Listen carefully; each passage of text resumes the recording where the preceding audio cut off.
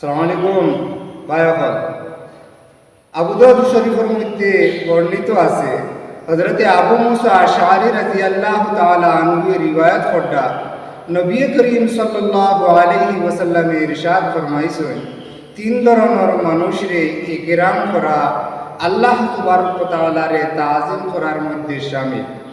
এক নম্বর হয়ে থাকলো বয়োজ্যেষ্ঠ মুসলমান, বৃদ্ধ মুসলমান যারা দাড়ি পাকি গেছে বা বয়স হয়ে গেছে, দাড়ি নাই, এমনি তাইতে বুড়া হয়ে গেছে, এরারে একরাম করা আল্লাহ তাবারক ওয়া তাআলারে তাজিম করার মধ্যে শামিল।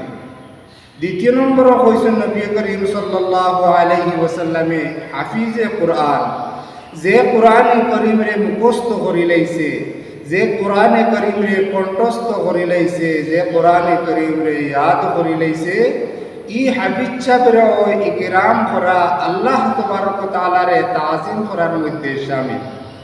কিন্তু হাদিসে পাকের মধ্যে ইতিদালর এক শর্ত লাগাই দিয়েছেন উলামায়ে কেরাম হলে এর তাফসীরও গিয়া লেখছেন যে হাফিজ সাহেবের মধ্যে রিয়া থাকতো না, তাকাব্বুর থাকতো না, অহংকার থাকতো না, আর তাই হামেশা কোরআনে করিমের তিলাওয়াত করনে वाला হইতা।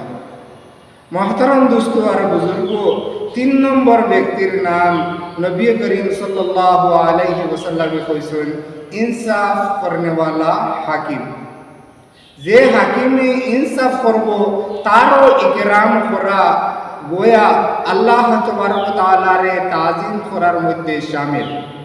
এখন আমরা তো মুহূর্তে হাকৌটো গেলে হাকিমে আমরা ইনসাফ করব না করব কিলা বুঝাইব। প্রত্যেক ও হাকিম রে কোয়া যাইব হাকিম যে ডিসিশন দিতে পারে, যে ফয়সালা দিতে পারে, যে সভাপতিত্ব করতে পারে।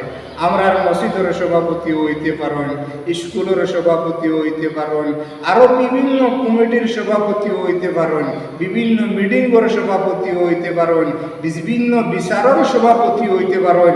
তাই যদি বিচারক হইয়া ইনসাফের সহিত সঠিকভাবে ফয়সালা দিলাই তাহলে তানেও ইকরাম করা জরুরি, তাইও ই হাদিসের অন্তর্ভুক্ত।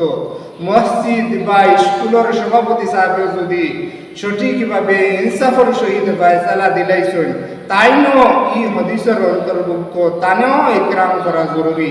তানেও যদি ইকরাম করা হয় তাহলে তাই এই ইকরামও আল্লাহ তাবারক ওয়া তাআলারে তাজিম করার অন্তর্ভুক্ত হইব।